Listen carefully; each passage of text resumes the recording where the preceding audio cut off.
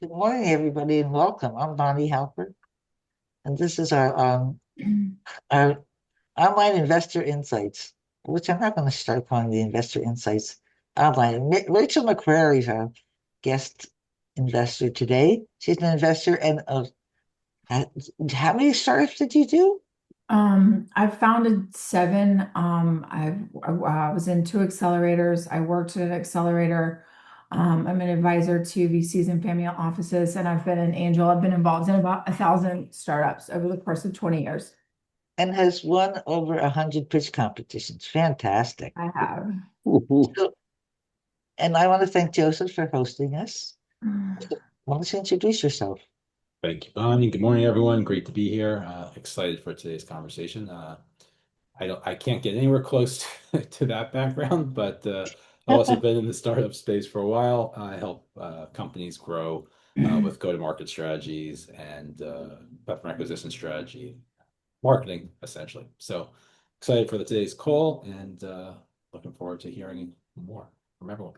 Yeah, I'm getting over this. So I also forgot to mention I've got a weekly newsletter covering technology with a lot of helpful advice in there and links for founders. I'll put in the chat in a bit. My work with founders on their pitch decks and make introductions to investors and strategic partners where and when appropriate. So, Rachel, it's up to you. Do you want us to go around the room and have the attendees introduce themselves, or do you want to kick it off and No, touch I'd love to get to know everyone. That would be great. with that help? I And can then, I can say my background really quick. My name is Rachael McCrary. I'm an early stage startup expert. I had my first company when I was 15. My degrees are in fashion design, lingerie design, and emergency medicine. Long story, not as weird as it seems. I'm also a yoga teacher. I have the hardest yoga certification to get in the world. I lived on an ashram, so I weave spirituality into being, a leader and a startup founder. I don't think it just adds value. I think it made me who I am. Um, and then I teach. I just launched I teach business classes woven in with spirituality on OnlyFans. So we were in Wired magazine, and I think we're going to be on NBC later for launching the first like non-adult. I mean, you can put anything on there that you want, but this was supported by the C-suite team and birthed from the idea of helping. Don't like the word help. Um, uh, Sharing knowledge that I've gotten as a female entrepreneur to other female creators or any creators of monetizing their creativity and removing barriers and stigmas from a lot of the girls have come to me and said, I feel like there's all this stigma about being a creator and how could that I inspired them to have another job after that. Becoming functionally business literate is what gives us power. That's what gave me power as a fashion designer. When I first got to Silicon Valley, they told me that I couldn't raise venture capital for consumer products as a single female founder.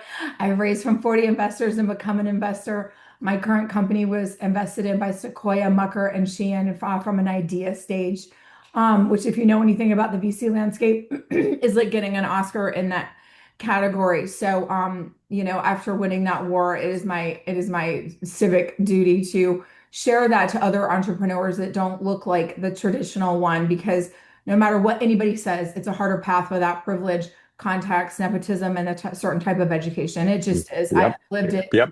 But so also, I will not accept the yeah, but, yeah, but, yeah, but, because people look at me every day and send me emails on every platform and think that I'm come from a place of privilege. And they say, but I don't have this and I don't have that. Well, I didn't have any of that. So while I'm here to help you, I will not you, the collective you, I will not listen to the stories of what happened to you and what's wrong and why it's harder, because that story keeps us stuck in that place. So I actually did a little thing about quantum leaping and about dropping our story and moving to the place that we want to be at now, by embodying those feelings. And when we want a startup or we want to be successful, it's the why and what do you want to feel? Why do you want that? And invoking those feelings now, and then aligning that with functional business literacy, in order to be a funded founder that is successful is almost completely necessary 100% of the time to understand the basics around legal, finance, securities laws, knowing your numbers. I would say that those are the things that creative founders versus other types of founders completely lack. So those are the things that I'm teaching them in like micro things of baby steps. And some of the classes are free and some of them are paid. Um, and it's not some way, you know, for me to make like a side hustle. It was birthed out of so many people coming to me that it would not be possible for me to do that 80 hours a week and run a startup 80 hours a week. So we funneled it into OFTV. Anyway, I have ADHD, so I like ramble, Yeah. but that's where I'm at now. My current company is a vertical lingerie company. This is what it looks like. We designed everything from scratch. Whenever the investors came from us, went to Asia, designed and manufactured everything, launched a couple months ago. And then we also designed the merch, that's the underwear for OnlyFans and the activewear. Um, because who knows better than to what women need to wear for their foundation garments, but a woman who's worked in the foundation industry for 20 years. Right. And then my current crusade as of an hour ago, just because if I have an audience, I'm going to talk about it. We are being silenced all over the internet because somehow recently underwear is being flagged for pornography on Meta, Mm, Reddit, Amazon, LinkedIn, all of that. Although somehow really large companies are able to do it. So it's all like Yeah. what you're throwing money on it. So I don't like being upset about problems. I like doing something about it. So I'm talking to several news platforms later on because underwear is a foundation garment. It is not something that is necessarily sexy. Every woman in the world wears underwear, teenagers, pregnant people, nuns, whatever. Also, I'm sure you don't wash your jeans every time you wear them and ride the subway in New York City. So it's also for like hygienic reasons and Yes. this is a necessary product for all right. women. Yeah. It's not a sexualized product, and even if it was, you should be able to do whatever you want. But that's the only conversation I had today for 5 minutes right before this.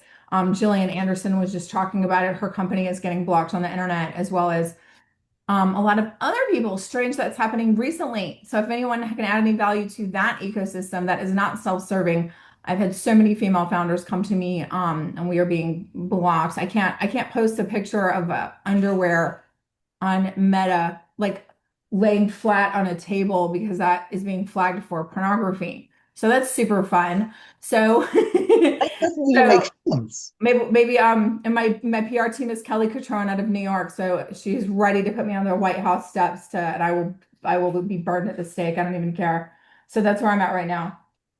That's That's unbelievable. Yeah, well, you I know, think you it's pretty. I think it's pretty believable. I mean, look at the criminal. There's this attempt to Mhm. really over attack anything, like decimate anything that is designated bad, and Yeah, pornography is bad, underwear. and It's underwear underwear. is sexy, therefore it's related to that's pornography or can be subjective. sexy. That's Right. Of subjective, course, it's and subjective. Of yeah, course, I don't. No, no, I'm not. yeah, But I'm saying it's essentially. I think you have to really go to get. I think you should make a lot of noise about it, but the root of the yeah. problem is Oh, really she the will. national climate. You know. It's subjective and it's unnecessarily judgmental. But I Right. vote we let Rachel continue with her stream of consciousness because I'm Yeah. fascinated. Yeah. Yeah. Right. Well, she asked for input. I definitely want to hear more about the yoga experience. Yeah, I was Yeah. gonna Oh, say, see, I want to hear the connection between fashion and what was it, emergency medicine or EMT or whatever. and that's where I was Yeah, basically. yeah, I get asked that a lot. Um, when my friends, they have this thing that like I don't, I work all the time. So if I'm like out, I get a lot of I get gaslit by my friends for like working too much. So like they like take me out, say we're at like some party or some like lounge thing on the weekend for 2 hours, and like I'm just trying to like have a margarita for like 2 hours on a Saturday night, and everyone comes to me with their startup questions and problems, and then sometimes people come in like, oh, well, how are you a fashion designer and an EMT? And if I'm drunk, they're gonna get it because you can do whatever you want and don't be put in a box. That's kind of what our company is about with the different spice levels. I don't have children or a family in that way. Not that you can't do everything you can, but there's only so many hours in the day, and I've sought different types of education. Emergency medicine came because I invented a bra called the RxBra. It's a medically effective bra that's also cute and comfortable.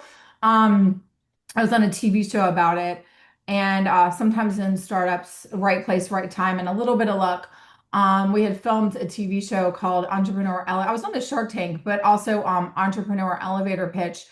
We filmed that in October of 2019. It aired in February of 2020. At that time, they couldn't make a lot of other content, so it aired so frequently. That company had no investors and blew up faster than any company I've ever had, because a lot of people who were working from home, I guess I'm not even really in that landscape, but that company was like an afterthought with my friend that's the doctor, and we were selling to plastic surgeons directly. But because women could work from home, when you get a breast augmentation for any reason, you can't lift your arms for 8 weeks. So they were all working on Zoom. So they all took the opportunity to get breast augmentation. And it was just one of those like COVID flukes where I'm so sorry that so many people had a lot of trouble, but ours just completely blew up with like no marketing. So Wow. crazy. And my investors That's wish that would have to happen to this company now. But like, and so then every doctor was coming to me, and because I had lived in China and Hong Kong for years and knew how to source componentry, I helped source, literally helped. I hate that word, but because usually that means consult, but it just did help.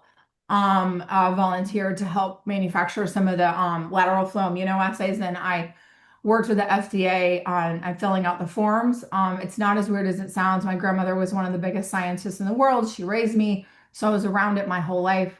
Um, so Hmm. I since the company just naturally grew, I created a clinical diagnostics laboratory that did same day STI testing. It just like flowed. It wasn't one of those things where I was like, I'm gonna make a startup. It just kind of like grew and grew and grew, and then the FDA was like, oh, you're really good at this for some weird reason. So I went back to school at UCLA, became an EMT so that I could swab people for COVID legally, because I was doing it under some like emergency act. So I got credentialed to do that. And then the board wouldn't let me do that because it was a liability, because I ended up raising money for that company. Then I employed physicians and scientists, so I wanted to know at least basic vernacular. So I went back to school to UCLA to become an EMT. It's the hardest one in the country. I was in there with students from Harvard and NYU, and it has a 4% pass rate, you know. Um, so I did that, and then I still have a degree in laboratory science. I leave here because it was a lot of work. Um, I have no interest in working in medical or biotech. We sold that company. I love the science. I love the patient care. We did an amazing job. We raised 750,000 and got to 7.5 million ARR, because of same day STDs. Everyone thinks, oh, you're making money off of COVID. First of all, so second of all, is the STIs. Like when you need an STI test, the average wait time for that paper for a high complexity is 10 days. And in the communities here in West Hollywood, that's something that's needed in certain communities to do it same day. So we did. The machines only take 2 hours. Did you know that at Quest and LabCorp, all of those instruments only take 2 hours? They're putting it in the freezer and aggregating it, because when you fill the whole thing with one assay, the margins are better. I get it. That's their job. But we didn't care about that. We were resulting high complexity COVID PCR for nursing homes and children within 2 hours. And then so we moved it to other spheres of like STIs and things like that, and we got some awards from the government, not money, but like recognitions of like honor and stuff, because when you prevent the spread of things like that, that actually helps like the entire community. But I love that part of medical, but the other part is like, I don't know if anyone's worked in medical or biotech. Uh-huh. Over there, the whole like, that's a whole thing that I'm not Right. interested yeah. in. Like, I don't care. I can't, or I'm too sensitive, and like, I can't with the like, once I got to know about all of that, like, that's the dirtiest world I've ever seen. So like, I'm good. So whenever they called and they were like, "Oh, do you want to make underwear again?" Yes, yes. So And now you're put on So I don't have any weird organized crime problems anymore, but we're getting blocked on the internet, but that's an easier problem to handle. So we'll get past it. And if the universe brought us that as a platform, we're really good at making noise. So maybe we can help other people who are having the same issue that like don't have as big of a platform. So Right. yeah. Who was your grandmother? I was going to ask that too. My grandmother was Dr. Anne McCrary. She was the first woman to get a PhD in science in the state of North Carolina at UNC Chapel Hill. My parents had me super young, so she raised me. She's a marine biologist, and she ran a big marine biology lab at UNC Wilmington, which is the biggest place for marine biology in the country. She was a tenured professor. She wrote books and discovered three types of plankton that had not been discovered, and they sit in the Smithsonian today. Cool. In that area, she was there's like streets and parks and things named after her, and anything good about me came from her. That's so sweet. Thank you. Thank you. God, you have so many verticals. I don't know. I mean, I know you have your master class, and you should put the link in the chat for people. And Yeah. I want to talk to you about the spiritual side, but we should have that conversation offline. But yeah, why don't you guys introduce yourselves? That'd be great. Oh yes, everybody introduce themselves. Let's start with you, Joseph. Oh, John is first on my list. Sorry. John? Oh, we can start with you, George. Take it away. No, I was looking for John. Yes. No. I'm waiting for John. Oh, he's muted, and maybe he's on a phone call. Wait, are you waiting for John or Joseph? I was waiting for John, but take it away, Okay. Joseph. Go ahead. Oh, okay. I'll just go first while we wait for John. I'm Joe. I live in Connecticut and just met Bonnie at a New York Yes. Angel event a couple of months ago. I'm a nurse practitioner in trauma surgery, actually, so a little bit of emergency stuff as well. Thank you for your service. Thank you. It's frontline workers, we see it all. Yeah. And then starting my second company. My first one was just a produce logistical company. However, I've become a little bit more ambitious since, and I'm creating a vertical for interactive and biomodulation wellness with passive therapies. So starting with an LLM, we'll learn what your issue is, and we'll have these chambers throughout the community with 12 passive therapies in them that are completely AI ran, automated, that do everything from sauna to cryotherapy, red light, blue light, and an immersive space. So we'll also have these in hotels, offices, gyms, spas, all over the place. So getting your individualized passive therapy is as easy as getting your customized coffee. So that's what we're working It's on like now. a mini bulletproof labs, like that's inside the like what is it a device? Is it a room or what is So it? the chamber will be an 8x8. If you've seen one of those infrared saunas, it'll look more or less like that. It's all been designed and now patent pending, but it'll have 12 therapies in it instead of just like one or two, and be completely automated. The RX bras, the reason it works is it has far infrared yarn in the bra. So I'm familiar with that benefits of that. Oh, I so love red light cool. therapy. Yeah.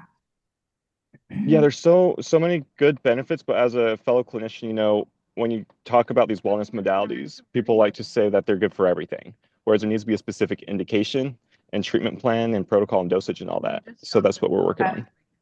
Wow, that's really cool. I'll be a customer. It's Thank really you. cool. So yeah, just It's really definitely tell you guys more about it, but I know we're just doing introductions right now. yes, but then we'll have Q&A later. So, Joseph, Super take it cool. away. I just want to say, Joseph, that's really cool. Or Joe. Oh, That's yeah, and yeah.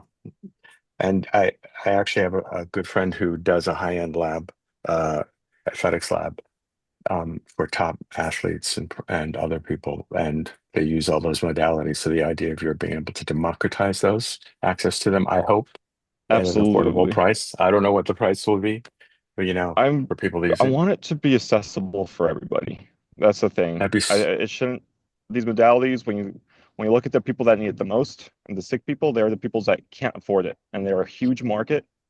Mhm. And just like Planet Fitness really marketed to them, I think there's a big opportunity there. Huge, huge. Love to hear more about it offline. I'll send out my contact info. So my name's George.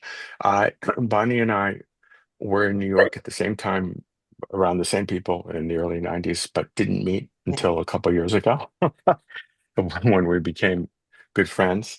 And uh, at that time, I ended up going in, meeting Jeff Bezos in early 97 and went inside as the founding VP of business development at Amazon and was a key part of basically creating and implementing the strategy that helped them grow from 300,000 to 11 million customers in 2 years. Can you ask them to unblock women's products on? I can't because it's become a kidding. Borg. It's a Borg. No, Yeah, I I'm mean, just it's kidding. like, No, you're doing great. yeah. I You're mean, like, I'm sorry, I didn't do anything. that's okay. I left after 2 years. I believe you, right? I know. Well, the problem is, I mean, yeah, all the multi-billionaire owners are, trying to be very careful. And not to interrupt, I think some of it is not disingenuous because I've had underwear companies before where this was less of a problem.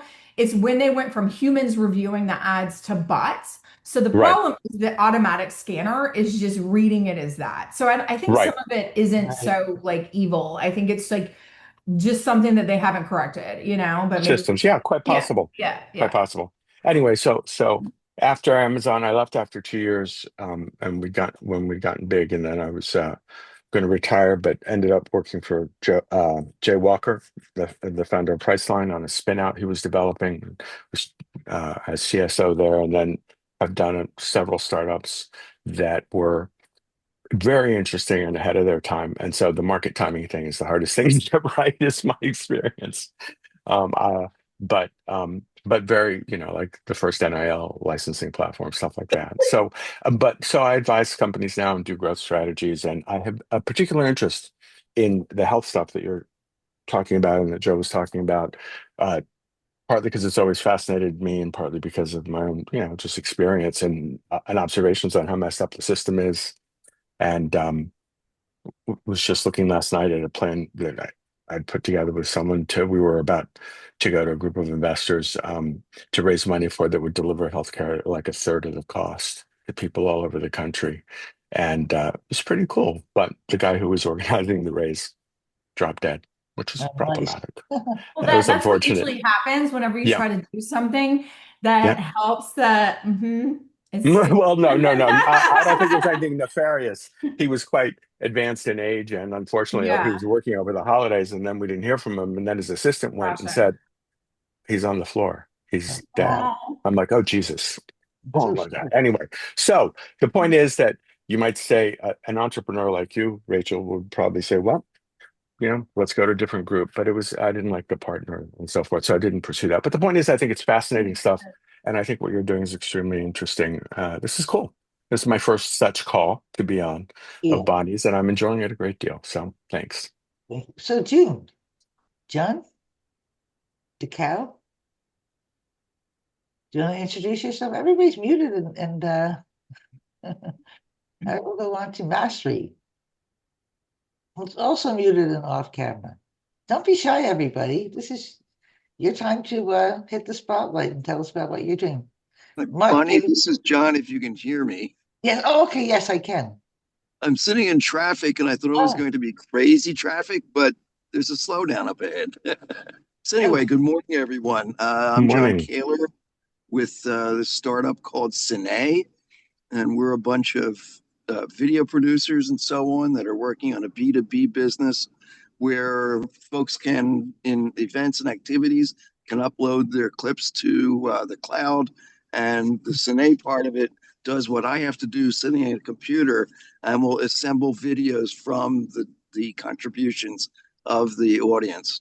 And we're about ready to start fundraising because now we're finally figuring out how much this thing is going to cost. We've had good proof of concept, but now we're to the next step. Oh, that's always the tough part is figuring out the cost. Oh yeah. John, there's a company in Nashville called Studio Now that you might want to look at. They had Studio Now. Studio Now. They started with a service similar to yours years ago, but they have. I'm not trying to say that there isn't a market for your service now. I think there is, but they migrated more to big buyers like ad agencies, and so there might be some learning there. Yeah, no, Might be helpful. definitely. Yeah, I mean, we're looking at in music venues and wedding venues and things like that. But Right. it's all learning, and that's why I'm here today. And the Cool. traffic just picked up. Perfect Yeah. timing. Okay. Yeah, nice. So, June, you want to introduce yourself? Medical emergency. They will reconvene today to start the deliberation. I was going to jump on top of Go ahead. John there, since why I'm not? Scott Purdy from SNAE. I also work with John. We've gone some through pivots and iterations over the Hey, last Scott, couple of years. I can't see the folks who are on here. So good to have you on too. Yeah, it's me, John. I'm here, and we've really come forward. We got some good programmers, got everything laid out. So now we have something to show to people. We're ready to start setting up some appointments with people who have already showed an interest once we get to this particular stage. But like John was saying, we can do the B2B. We also could actually, you could pretty much, whatever your imagination wants to take it, you could use it anywhere where people just want to input video from anywhere in the world. As many videos, and through the use of AI, will make a professional quality movie in a very, very short time. John does a lot of videos. He's got to spend hours in editing and everything. We're going to get rid of all of that. And I'm also a part-time actor. So if anybody's making any commercials for their business, just give me a holler. Yeah. Yeah. So, June, Cool. take it away. And you are muted and you're off camera. Do you want to unmute yourself? I guess not. Well, Tino, I know that you're not shy. I grew up a shy kid, but I overcame that. So we developed the software to eliminate long distance distribution costs. Our entry point is the cabinetry industry because it's $100 billion industry that wastes 40% of revenues on shipping stuff around. Yep. And so we get away from distribution costs by making it locally on demand using other people's machines. So think of it like Uber or DoorDash meets Cloud Kitchens for cabinet manufacturing. We tap into the underused machines at the best cabinet makers all over the country for on-demand localized manufacturing. Oh, Sandra, you want to introduce yourself? I see that you posted something in the chat.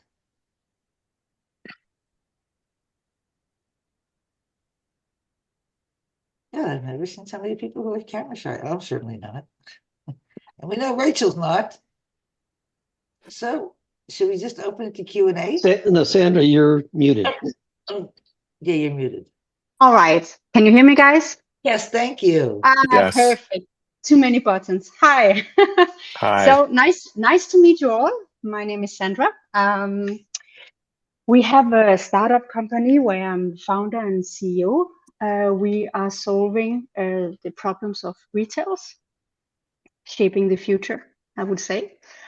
Last year, I signed a franchise contract for 22 countries, and we started to open Turkey this year as the first country. It was super exciting. We did everything without investment, built everything in-house, and now is the next step. So now we are going to look into raise investment for the future, and I'm looking for franchise partners for other countries. So when you say you solve the problems of retail, what problems are you solving? Well, we are solving different ones. Actually, it started because I was reading about, so I'm Danish, I'm located in Portugal, been here for the past 6 years. But I was reading about first the smaller retailers, how they were struggling. Many was closing down, and some of the issues was location. They couldn't afford the prime locations, marketing budget, online shopping. So it was a bunch of problems, right? For the bigger retailers, the problems today is all the social media. They can't really cut through the noise. That's one problem.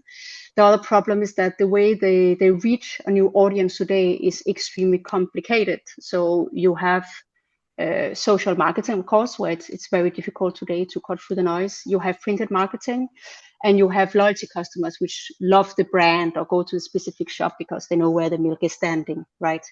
But they don't know how to reach a new audience. Many has their own applications, but they can only retain the ones they have. They still cannot reach a new one. So we have built an app called Wink, where users can discover everything around them. Everything is translated to their own language. So if you're a tourist visiting around, and the shops can send out opportunities to the users around. So to creating footfalls into the shops, it can be an offer, time-based limit amount to create awareness and footfall. And then we have a customer engagement platform where the retailers from top management or sales assistant in the shop can manage their business out through the Wink app. So this is in short what we do. Well, thank you. Mark. Thank you. Mark Wiseman, I'm Managing Director of Navitar. We are an Austin-based boutique investment bank, and we work primarily with tech companies, although we've been known to go off script every once in a while. But we primarily do growth equity, capital raises, and M&A transactions, but love hearing what's going on in the startup world. Met a lot of startups, and even though they're too early for us typically, but whenever we can help them make introductions that'll make them more successful and hopefully grow into a company that we could eventually work with, that's great. And I just, love meeting all the people in and around in this startup world. And I thank Bonnie and Joseph for it's been a long time since I've last been in this, but I see Bonnie in a bunch of other different forums like this. Yes, and thank you. I know a lot of people are muted, so anybody else want to introduce him or herself, take it away. Otherwise, I want to hear more about Rachel. I just don't know which one to focus on. Maybe I can go next. Oh, there we go. Mastery, go ahead. Hi, everyone. Hello, Mohammed Al-Masri here. Hi. From freezing cold Germany. Well, I'm leading a small startup in a pre-seed stage in Berlin. We are building a last mile delivery vehicle that's of course autonomous, but also very modular that can be used for last mile delivery, military applications, etc. But it's very lightweight. It can carry up to 1,000 kilograms, and that's what we are developing right now. We are still pre-seed, but self-funded so far. Yeah. That sounds cool. What's the name? Mohammed Al-Masri. You can call me Masri. Yeah. Masri, you know the name of the company. Oh, well, it's Area 99. Area 99, like 51 was taken. So. Thank you. So Thank you. Cool. Yeah, anybody else want to introduce him or herself? Or else Rachel, take it away. And if anybody has any questions, feel free to ask. Anybody? Questions of? I'd like to hear more about the yoga connection. That's what I was going to say, the spiritual side. Because that is my bailiwick too. I lived on an ashram in India and studied Hindu philosophy and Vedanta.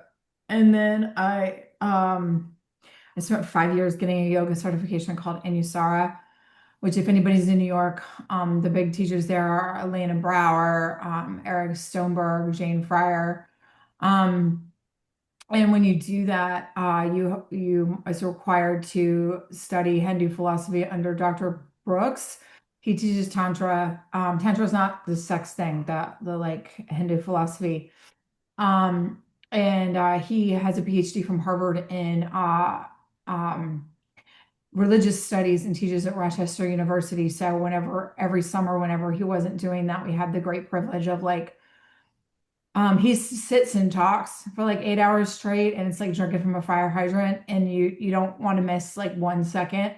And it's still one of the coolest things I've ever done. He came here recently. He hadn't been here since COVID, but he came here recently and bestowed his brilliance on all of us. And it's studying it academically. It's not like, oh, we're going to church. It's like studying it academically. And with Hindu philosophy and Buddhist studies, like a lot of that, since the beginning of time is all the pop culture stuff now, of like manifesting and all of this sort of comes from that. And the stories of all the gods and goddesses, or energies that you can invoke and bring into your life. And a lot of the stories, there's also so interesting. There's so many parallels between things I learned in like Bible school to like those types of, they're all the same story told in a different way, which Yeah. also told me a Yep. lot about, a lot about, just the whole like, you know, anthropological viewpoint and socioeconomic of like, I don't understand why everybody's fighting. This is the same shit delivered in a different package. But Right. but aside, that's not my agenda at all. I have severe ADHD. I'm neurodivergent, and I had tons of anxiety in my 20s when I had a corporate career in New York in fashion design and lingerie design. And I had so much anxiety and like sleep problems and went to every doctor and like, whatever and drugs didn't work. Like they would try to give me like sleep medications and like, but I had really had an anxiety problem. And then like the psychiatrists and stuff that I actually have really good ones now that I've like navigated through the healthcare system. But none of the good ones take insurance. So the ones that you're going to, they're just trying to put you on a pill Yep. and like not really Yep. solve the problem. Yep. So I mean, I was just like crying all the time, like I couldn't sleep. Like I have learned to not only learn how my own brain works, but to use it as a superpower. And there's nothing wrong with me. Those are things that if you learn how to use them, which is why I'm a startup founder, right? I cannot sit in a corporate office in a cubicle and like do the same thing all the time. Like in no part of me. I'm glad I did it because it taught me, a lot about business and it gave me the resources of logistics and manufacturing. No, my brain can't do that. I have to go into the flow state whenever it works, and then I have to follow the wave of how it works, which it doesn't necessarily fall into like a 9 to 5 category. How I learned to do that was when I lived on an ashram in India, and that which I didn't know at the time was going to be the most pivotal thing in my life. Um, you live there, you have to follow like the schedule, you take away your phone, you can't have any type of outside stimuli. And you're truly, truly, truly removed from any outside stimuli. And all you do is yoga, meditation practice, studying Hindu philosophy and yoga asana. People think that yoga is like going to like a hot yoga class, like moving around. So that's nothing wrong with that, but that's an exercise class. Yoga has 4 parts of it: jnana yoga, karma yoga, bhakti yoga, and and the physical practice of yoga. So learning all of those different parts of it, this thing happened when I was living there that I didn't know. You get up at 4 in the morning and you have to go to meditation, and then you go to a 2-hour yoga class, and then you all cook together, and the ashram supports itself through community, and then you do 2 more hours of yoga, and then you do 2 hours of philosophy, and then you do an hour of bhakti yoga, which I hated. It's like the chants, but then I learned to love it. And I was like so resistant to it. I was like, I'm not religious. Like, why the fuck do I need to sing this stuff? And why are we saying it in Sanskrit? And then they taught me that like the pentameter that it's in, it's not so much about what you're saying. It's like the beat of it. It goes back to like sacred geometry, and like it invokes this energy that's been said for thousands and thousands of years. So you kind of tap into that and like learn to channel it. And so like 2 weeks in, I had like a meltdown because I was working at Skechers as an apparel designer, like as a consultant for years, and then stopped and went like from my office to an ashram, sit down, get in there and sit on the marble floor and start the stuff. And it was Wow. a very culture shock. And I had traveled all over the world. I didn't expect it to be, but this is a different level. And you cannot deviate from the schedule. You can leave anytime you want, but if you're there, you have to stay on the schedule unless you need to go to the hospital. So from 4 in the morning until 10, this is all you do 7 days a week. So what happens is, and the teachers, they've been dealing with this forever, and it just goes on. It's still going on now. People come in and out, and they're still there. And this wash, rinse, repeat without looking forward to anything, which I didn't realize I was doing, or that we all do. We're all looking forward to a weekend, a holiday, or whatever, especially people in like a corporate environment where they have this like structure. And then there's a difference between pleasure and happiness. So when you were removed, they take away every like, you know, there's no coffee, no drugs, no alcohol, no sex, no swearing, no nothing. You know, no, if no matter what your thing is, all the things are taken away, whether it's like chocolate cake or partying Mm-hmm. or venting or whatever your thing is, all of that's gone. So they don't allow any of that. All you are doing is this. And you start after a while, it's such a culture shock that constant structure where in your brain is like, but what am I, when is it over? When am I looking forward to when? And then I had this like whole meltdown and they were sitting me watching me on a marble floor. I was like crying. I was like, I can't sleep. You know, I'm like constipated from the because I can't. Did you take the Starbucks away? You can't use the bathroom. They were like, yeah. All the Americans say that. Like you'll get used to it. And they were like, you and your Americans in the Starbucks, like you know, and and and they were like, your body will adjust, and we're happy you're here. We don't care if you like it or not. We're not attached to your emotional state. It's not that we don't care about you. We don't care. All of those are emotions, and that is in your own head. And that they were like, you can leave it anytime you want. No one's forcing you to be here. And that became so metaphoric of my life, of like whatever emotional state or story or whatever I'm trapped in is from my own doing. And they were like, we all went through this. Like the teachers that have been teaching there for 20 years, they were like, when we first got here, we couldn't sleep. The energy is like so intense. And you're sleeping in like a hot room on like a mat, like all comforts are taken away. And they do that on purpose. Like you can't be like a rich person and buy a fancier thing. It's like everyone's equal. And there's no mirrors. So you can't check your hair.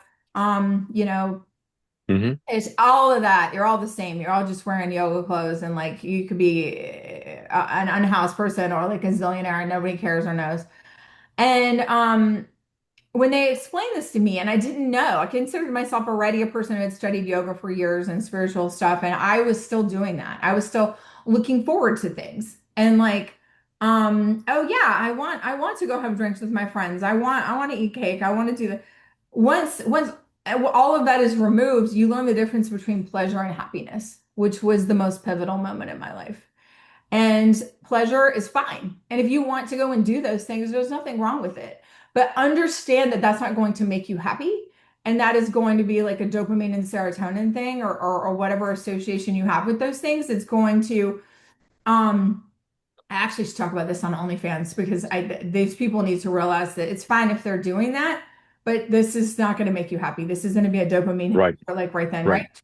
So, and it's fine if you want to do that. Just be consciously aware that this might make you feel better for a minute, which can become addictive because this making you feel better. Once you separate the difference between pleasure and happiness, um, you can learn to navigate your life of, okay, I'm choosing to do these things at this time, but also I need to work on like the undercurrent of what's going to create a long-term sustainable level of happiness. And it's normal to go like this. And I have a disdain for the pop culture in LA of like toxic positivity. Having feelings is normal. Going through a wave of different things is normal. I'm friends with celebrities and billionaires. They also have problems and go through waves of suffering. So this is an everybody thing. So, I think that helped me along with like discipline of things I did when I was a child, like ballet and stuff like that. Like once you remove instant gratification, you can be a powerhouse startup founder because startup founders by nature have to, and I've studied this a little bit. Um, Delayed gratification is partially genetic and partially cultural. And it is an inherent trait that must exist in order to be a startup founder. And I can identify it when I watch people pitch and talk to them. And that's why one of the reasons why my investors invested in me is they were like, you go back in every single time most people give up on the startup founder thing because they cannot handle delayed gratification. When you learn that happiness is getting bigger happiness and satisfaction of achievement and getting a goal that you have worked for a very long time will get you such a larger sense of gratification that is real because you will feel understood and like you achieve something from learning from your own personal gain and hard work, which is very satisfying. which is a very healthy place of feeling whatever you want to call it. Like if you're happiness or feel satisfied or feel achievement or feel accepted or understood or like, I'm not crazy, this thing I believe in worked or whatever, you have to have that trait to be a startup founder, because 9 times out of 10, it's not going to be wake up, start a thing and become a billionaire 2 days later. Like it's gotta be the war. It's going to be a war, right? It's going to be a war zone of, you know, dealing with unexpected shit that comes up, like getting blocked on Meta when you did it 2 years ago. I'm not angry about it. Right. It's just a problem I need to solve. I'm the CEO. I need to go solve a problem, right? Right. So Right. no matter how amazing your idea is or how much experience, there are also external factors and other people's energy. So there was nothing wrong with me. Let me reframe that. It made me learn to understand when you're left with nothing but your own brain for such a long period of months, you really get to understand it. So I can notice like, oh, that's just a story, or that's someone else's energy, or why am I doing this? Is this action step going to get me towards what I want? And is my emotional state regulated? And usually the mistake that I was making in my earlier startup was like, I'm miserable. I'm going to push through all these action steps so that on the other side of it, I will get to a place of where I feel better. No. Take a breath. Do your meditation or whatever it is that gets you into that place, nature, exercising, meditating, yoga, being with your family, whatever gets you into a calm state of where you feel authentically you. And then feel the feelings of what you want to feel, right? And then your operational steps will come from there, from a place that's real and calm and not out of anxiety and fear. And when I left that ashram, after I got over the hump, I learned to love it. And I would say my anxiety decreased 80%. My awareness of what I was doing in my life to kind of get dopamine hits and things like that was almost completely gone. And my understanding of delayed gratification was amplified. And I was sleeping and I didn't need to be on anxiety medication. And I'm not suggesting at all, as a healthcare practitioner, that is not everybody's the same.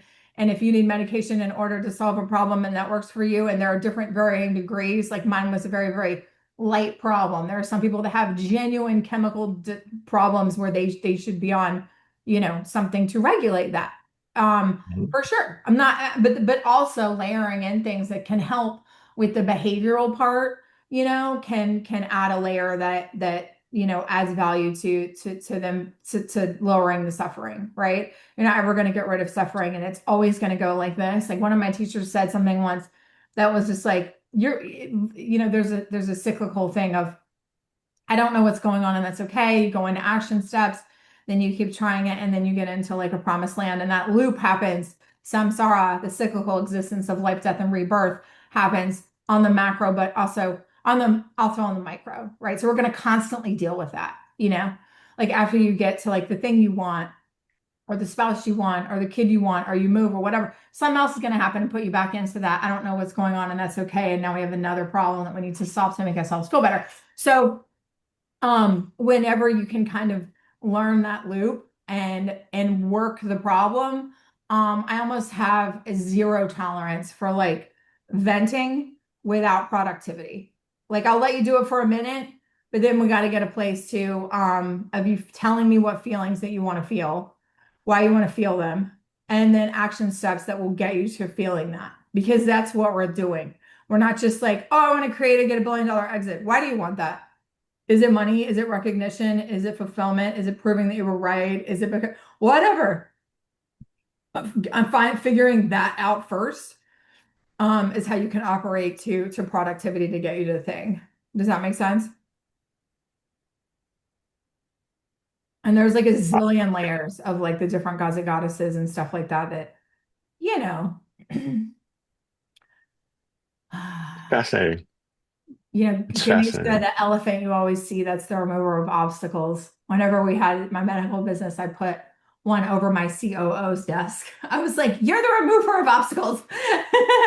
And then, Lakshmi, everyone always likes to have that one, the one with the money and the coins. But she has to come with, Shiva is the one that you see most of the time. Even if you don't know what that is, you've probably seen the like, the Nataraj and various versions of Shiva. Shiva is the destroyer. And it's Right. like if you do tarot, it's like the tower. It's like in order to you have to burn it in order to, you have to die in order to rebirth, right? And like as those of us that have had startups, and some of them have worked and some of them haven't, and I hate that terminology because they all fucking worked.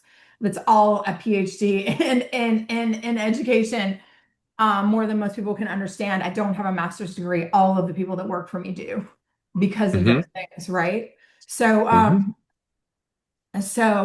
everything is just a stepping stone to like where you're going and the journey of it. So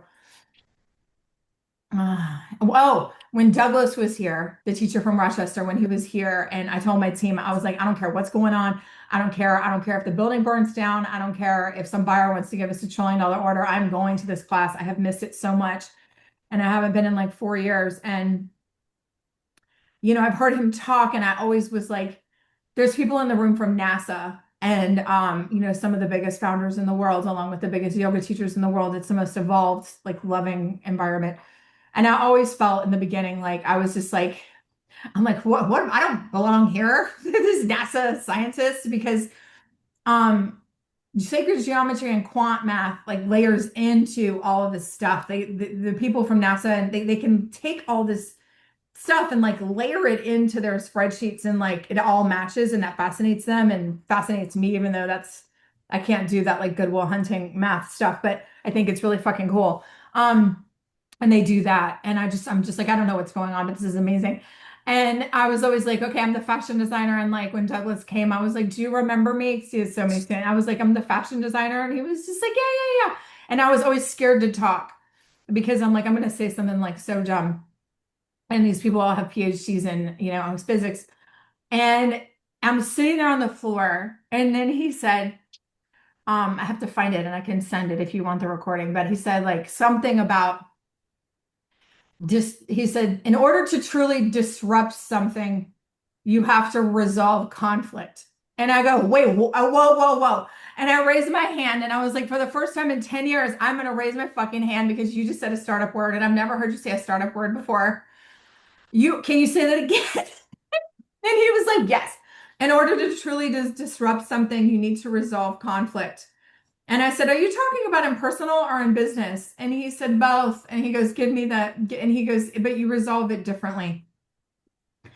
And I said, could you explain that? And he said, when there's there's always going to be conflict. And when they're on the other side of tension is grace. And when there's a conflict, and he said, in personal life, then you try to forgive each other and like each come to a place of compromise, right? Because the goal is to agree to disagree for the love of the relationship. And it's beautiful with people with opposing viewpoints can find a friendship. That's one of the most evolved things that people can do. I wish it would happen more. And I said, well, what do you do if it's in business and there's a conflict? And he said, you go to war.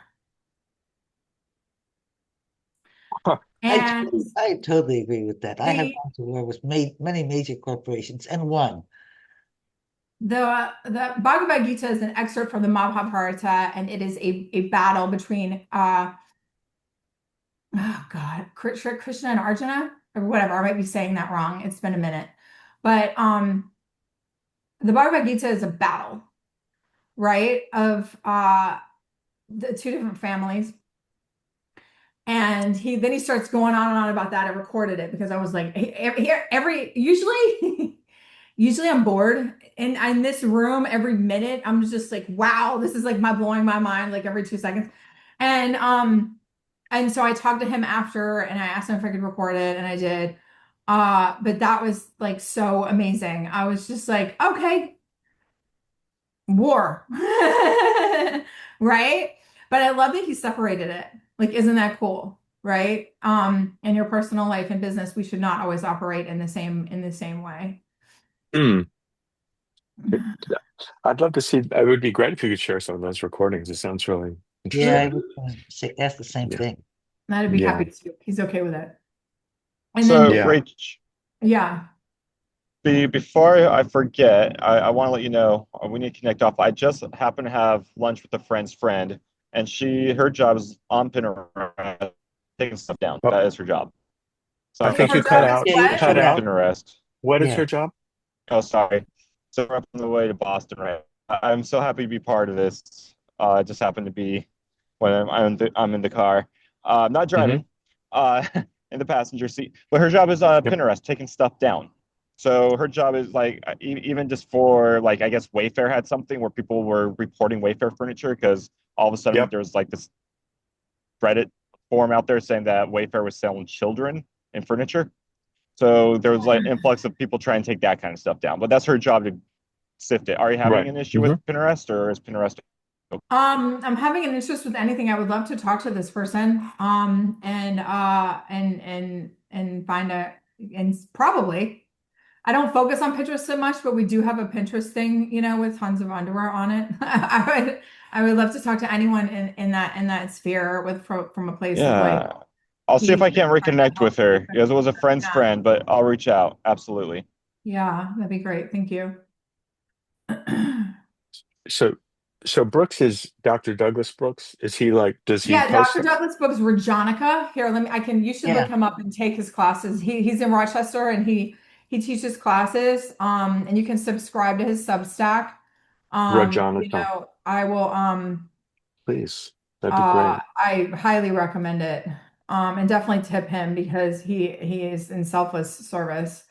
Um, Dr. Brooks. Cool. Yeah, Um, this is cool. Thank you. uh, He's on Facebook and stuff too. He's always writing, and then he sends out these newsletters. I'm sure we all get spammed by all the newsletters and like for email marketing. I delete most of it now. But I always read his and like share them with my team. I definitely recommend. I tell him all Mm-hmm. the time. I'm like, you changed my life. He's like, he doesn't have any. He's like, I don't have an ego. I'm just here to the way that he does it whenever he comes to LA and New York and does all the yoga teachers. It's only oral transmission. So he refuses to like Is this like garbage? what Say frogs. Is this garbage? All these like rice and things? he the oral transmission he says is the lineage that's been, since the beginning of time. And he would love that this was happening because his whole thing is like you guys have to help like share this knowledge Right. like verbally, and it's the human energetic transmission. Like when you leave him, you feel like because he lived in India and an ashram and was like blessed by all the priests and like all of that.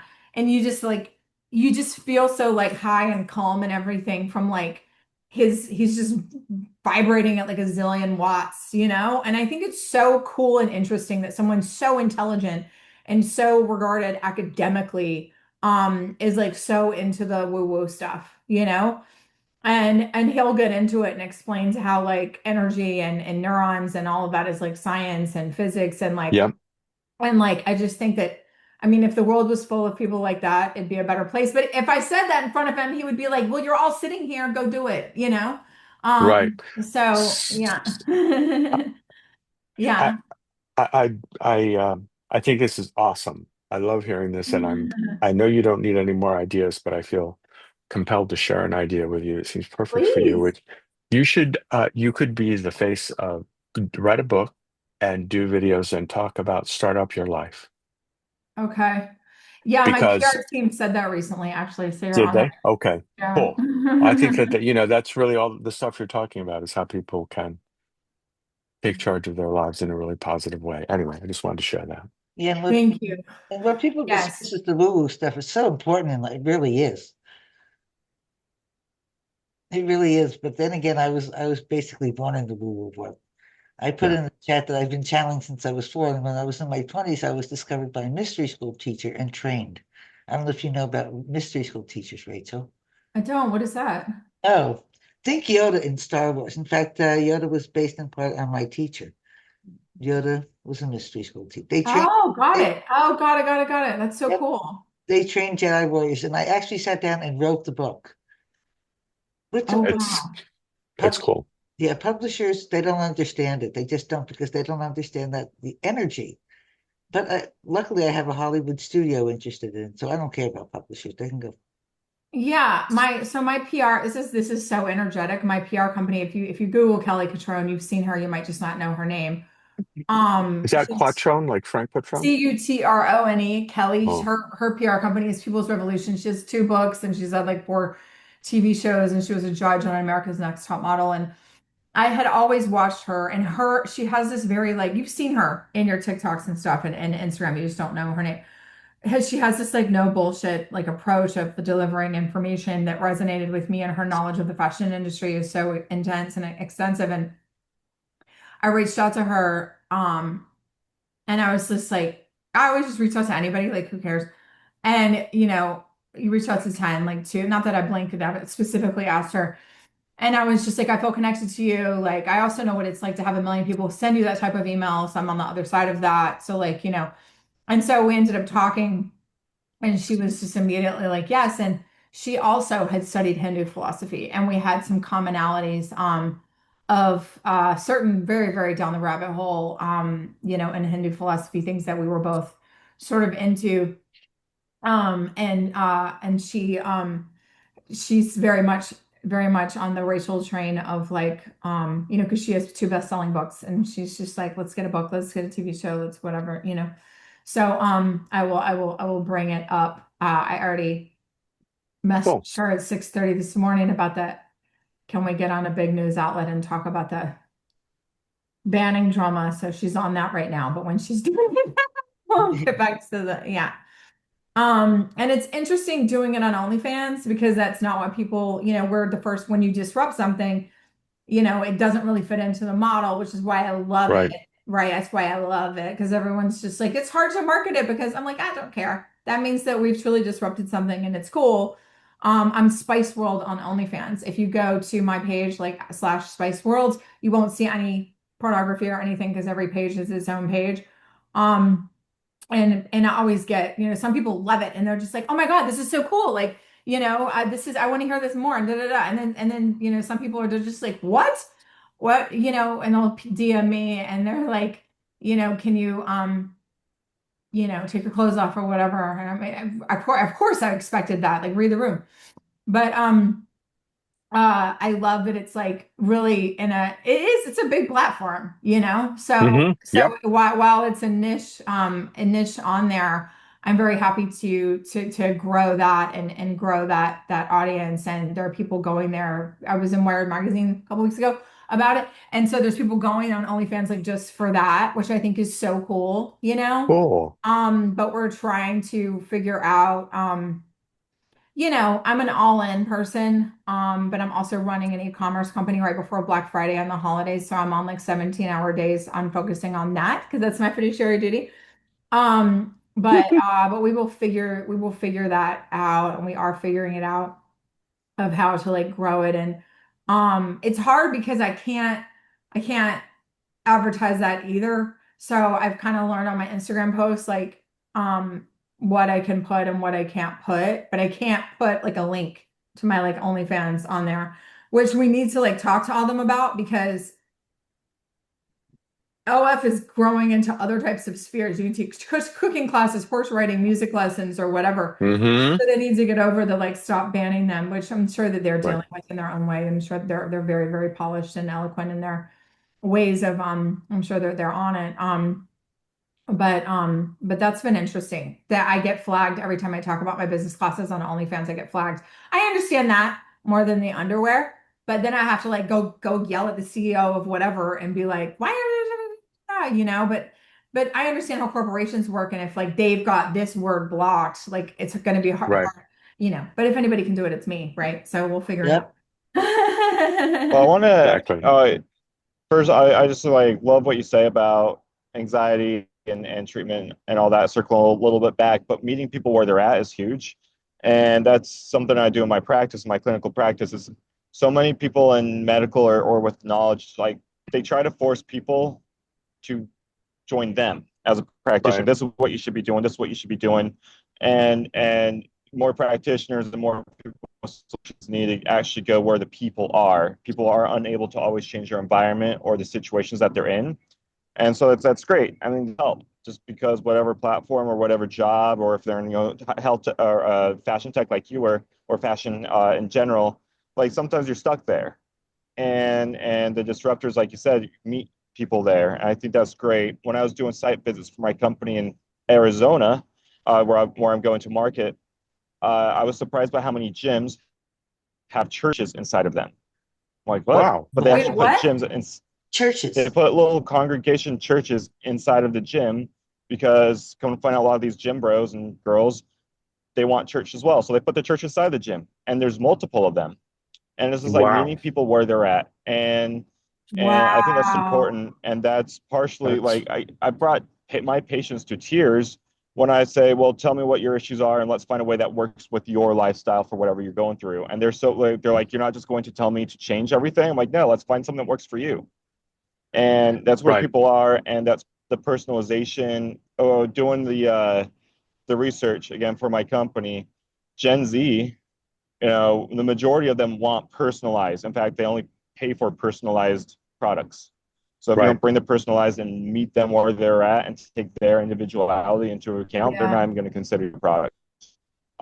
So I just love like everything that you're saying, that you have such a deep understanding of psych world and the need and the solutions that need to be brought. Yep. That, I mean, that's why you probably have had success and will have success, because that's what people really, really need. And that's also what I'm trying to do with Vital Element. I'm a believer you have to, as you said, you need to change your environment. You can't just expect an Right. app to fix everything. Right. You need to be in a separate environment and in a little chamber that's, in your office, say if it's a high stress position, if you can go into a chamber and still work, which you'll still be able to Yeah. work, you're in a different environment that may promote the decreased anxiety or whatever you're experiencing. Are you trying to sell that to, so like corporations, like people sell those nap pods and stuff, or so that like big companies can give it to their employees as a Yeah, benefit? ultimately, yes. I want it to be even more democratized than that, in that though, even if the company doesn't have it, then maybe just one down the street or in the lobby paid for by somebody else. But the Mm-hmm. idea is it'll have an immersive screen or a panoramic screen, so you can actually still work inside of it. And that's how it really differs from the nap pods. A lot of places you're shamed if they know you're in the nap pod. And yeah, Right. you're encouraged to go in the nap pod, but you're also under consideration for a bonus. And people that take naps aren't going to get a bonus. Yeah. Whereas this, you can actually still be working. People won't know what you're doing in there, but you can still be working. It'll sync with your computer. You can get your sauna treatment or your vibration Oh. treatment or your red light treatment and still have your Excel Huh. spreadsheet on the screen. Ooh. Like If like needed. when you go in If the needed. airport and the Amex Okay. lounge and they have those little rooms, I always try to snag one of those and people don't even know that they're there. Like the best thing about the airport, which is nothing, if you can go into the Amex lounge and they have those little pods where you talk on the phone and I just like sit on the floor in quiet and have my laptop and I'm just like, because all the other people's energy is away and people don't even Yeah. realize that they're in there. And then you Yeah. just like, you're in the best place, you know? It's kind of Yeah. like that, like just like sticking one of those and people can bring all their stuff. That's really cool. But yeah, Hey, imagine it being big enough where you can actually do your yoga and also be Uh-huh. in like a frequency zone. We'll have immersive sound where you can, be listening to like the focus tones by binaural beats or whichever you prefer, Yeah. solfeggio beats, stuff like that. So I'm again trying to meet people where they are at. Joseph, can you put your contact info into the thread? Absolutely. Absolutely. And I'll try to, since I'm mobile, it might be a little difficult. I'll try to upload a picture of what I'm talking about as well so you have a Cool. visual. Yeah, it'd be cool. Yeah. Well, you're not Makes driving. sense. That's good. Maybe you can upload it from the passenger seat. Yeah. Yeah, definitely a passenger here. Thank you. Now, It's super cool. Well, this is a great, great session. It's so interesting. I just second what Joseph said, Rachel. I think I love how you weave these things together. Thank you. Yep. And now we know how all these disparate elements work. Plus, you're ADHD, so it's better for people like us to have multiple projects. It really is. It is. Well, if you dig a lot of holes, you don't get a well. So Right. I think about that a lot.